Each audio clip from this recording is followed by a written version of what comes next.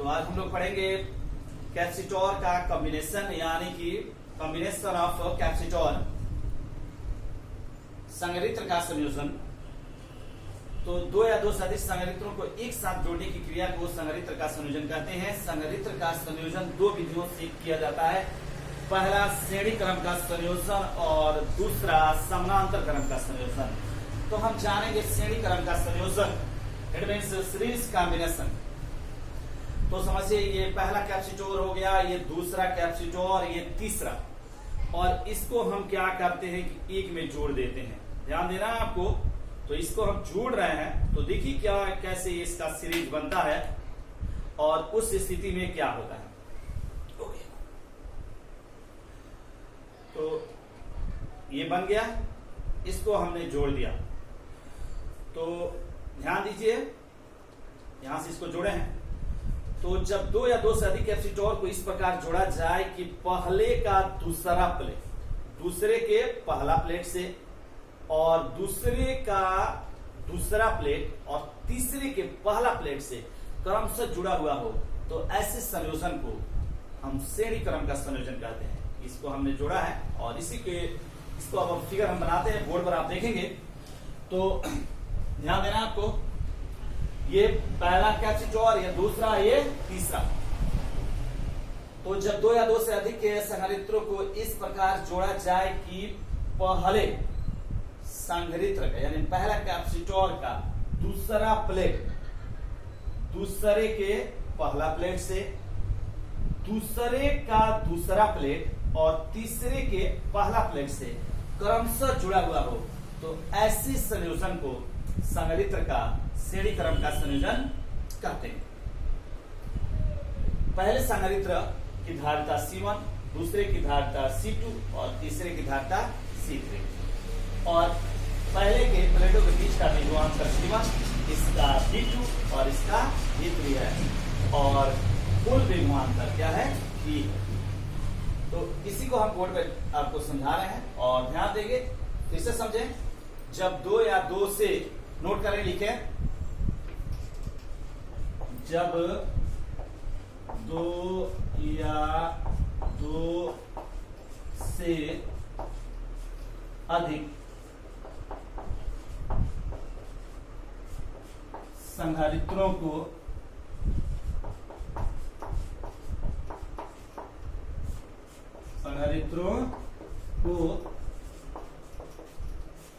इस प्रकार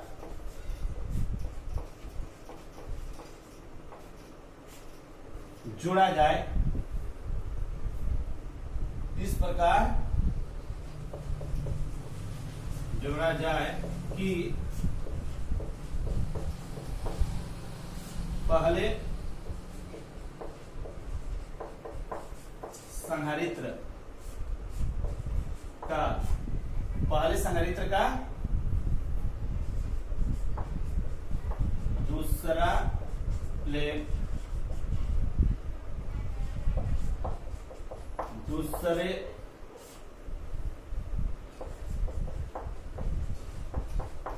संधारित्र के पहले प्लेट से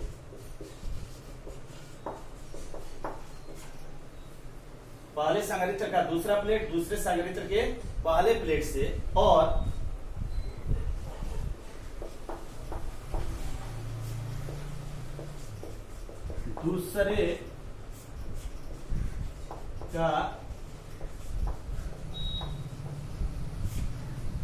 दूसरे का दूसरा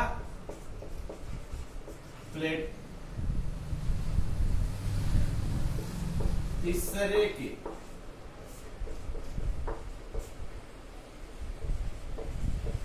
पहले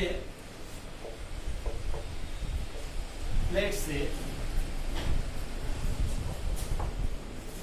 क्रमशः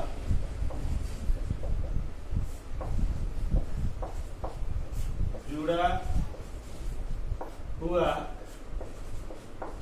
हो, तो ऐसे संयोजन को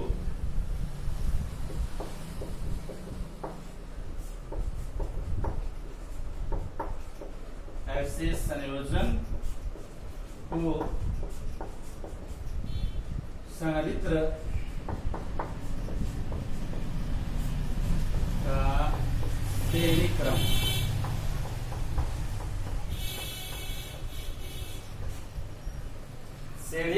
क्रम का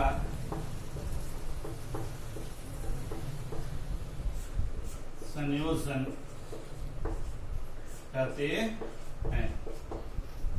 कैसे समझे? दो या दो से अधिक संधारित्र को इस प्रकार जोड़ा जाए कि पहले संधारित्र का दूसरा प्लेट दूसरे के पहला प्लेट से, दूसरे का दूसरा प्लेट और तीसरे के पहला प्लेट से क्रमशः जुड़ा हुआ हो, तो ऐसे संयोजन को श्रेणी क्रम का संयोजन कहते हैं। इसके बाद ये फिगर बनाएंगे। माना कि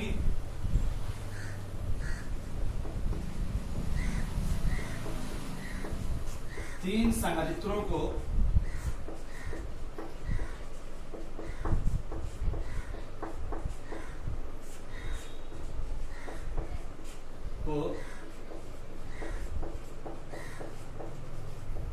श्रेणी क्रम में जोड़ा गया है।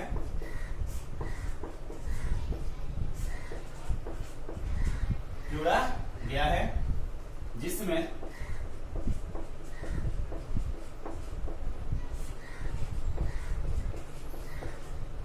पहले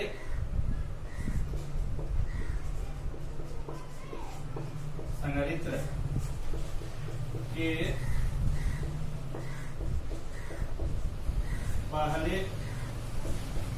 प्लेट को प्लस क्यू आवेश से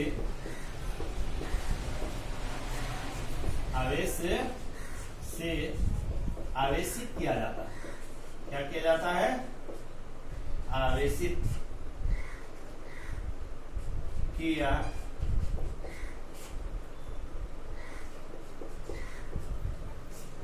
जाता है। माना कि तीन संधारित्रों को श्रेणी क्रम में जोड़ा गया है, जिसमें पहले संधारित्र के पहले प्लेट को प्लस क्यू आवेश से आवेशित किया जाता है, तो इसके दूसरे प्लेट पर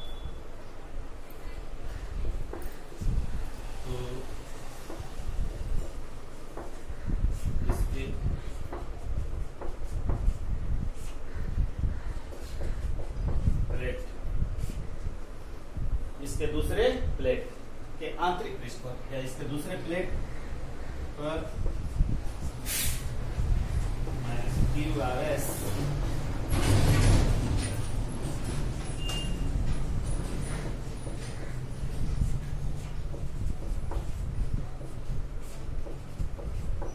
उत्पन्न होता है।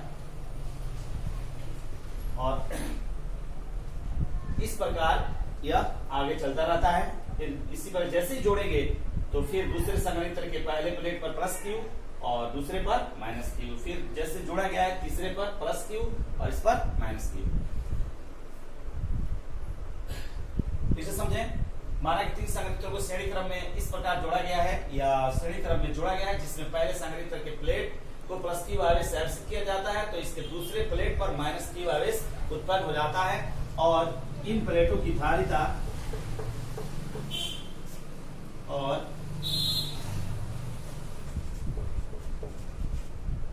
इनकी धारिता क्रमशः C1, C2 तथा C3 है। इनके प्लेटों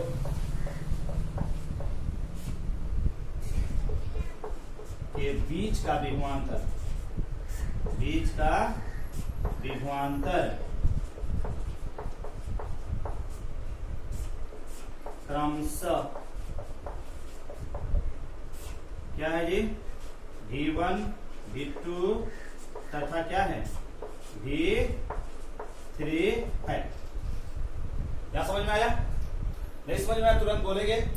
इसके बाद हम जानेंगे इसके लिए भी आंसर। यानी पूछता है कि संगठित और श्रेणी क्रम के संयोजन के लिए व्यंजक प्राप्त करें, या संगठित और श्रेणी क्रम के संयोजन से क्या समझते हैं इसके लिए व्यंजक प्राप्त करें। तो यहां तक हमने लिख दिया। इसलिए ध्यान देना है, आपको खूब अच्छे से समझना है, जहां नहीं समझ में आएगा तुरंत बोलेंगे। इसलिए पहले प्लेट के लिए या पहले प्लेट के लिए लिखेंगे, चूंकि C बराबर क्या होता है जी, Q बाई V, ये हम लोग जानते हैं, और V बराबर Q अपॉन C। समझ में आ रहा है?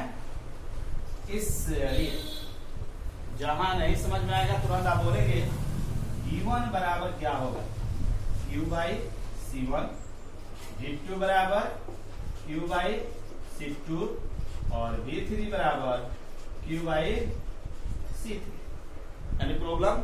No problem. यदि कुल विभवांतर भी हो तो, यदि कुल विभवांतर